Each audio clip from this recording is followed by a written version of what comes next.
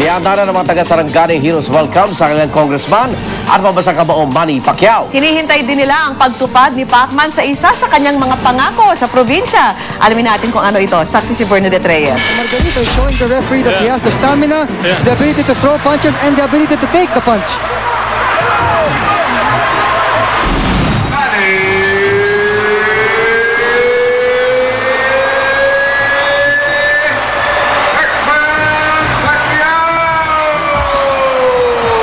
Like number 13. Sa makasaysayang tagumpay ni pambansang kamao Manny Pacquiao, kaisa niya nagbubunyi ang mga kinakatawan niyang taga-Sarangani Province. Kaya naman isang engrandeng selebrasyon ang kanilang inihahanda para sa kanilang Congressman Manny. Bukod sa one-to-sawang kainan, asahan na rin daw ang biritan. Plano kasi ng Congressional Office na magdaos ng concert, tampok ang pambansang kamao.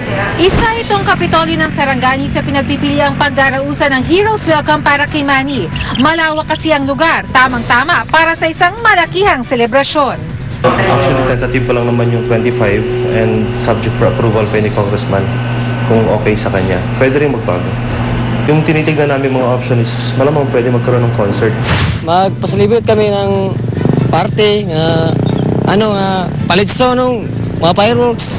Aparte lang. Kaya idol na mo tahan sa Pacquiao dere.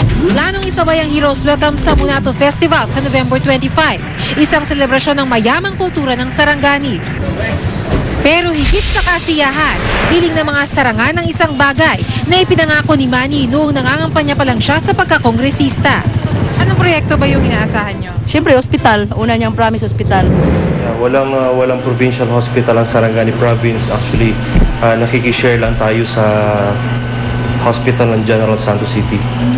Kaya kailangan talaga ng isang provincial hospital. Posible ba na part of his winnings sa para maipatay yung hospital? Malamang part of his winnings and with the help of other people. Umaasa naman ng mga taga-General Santos kung saan dati nakatira si Manny na pauunlakan din sila ng pambansang kamao. Sa Jensa nakatakdang lumapag ang eroplano ni Manny galing Maynila bago bumiyahe patungo sa Sarangani. Mula sa Sarangani Province, ako si Bernadette Reyes, ang inyong saksi. Narito naman ang mabilis na sulyap sa iba pang balita. Sakong-sakong piratang DVD ang nakumpiska ng Optical Media Board sa Quiapo, Maynila at Baclaran. Kabilang sa nasamsam ang pirated DVD ng laban ni Manny Pacquiao at Antonio Margarito. Bukod sa mga peking DVD, nabawi rin ng mga otoridad ang 10 burner. Samantala, nagkalahar flow mula sa Bulkang Bulusan sa ilang bahagi ng Irusin, Sorsogon. Bunsod dyan ang patuloy na pag-ulan sa lugar. Sa iba pa ring balita, isa ang patay habang 2 ang sugatan sa pagsabog sa Carmen, North Cotabato. Sa investigasyon ng pulisya, itinanim ang improvised explosive device sa may halamanan malapit sa terminal ng Rural Transit Bus. Pangingigil at terorismo ang 2 sa mga anggulong tinitignan ng pulisya sa pagsabog. Nagsorry na ang First Philippine Industrial Corporation sa mga residenteng naapektuhan ng gas leak sa Makati. Sa hearing ng Senado, nangako ang FPIC na hindi nila tatalikuran ang kanilang responsibilidad kasama ng pagbabayad ng danyos. Pero inis ng mga taga West Tower ang paunang 100,000 pisong alok ng FPIC sa kanila.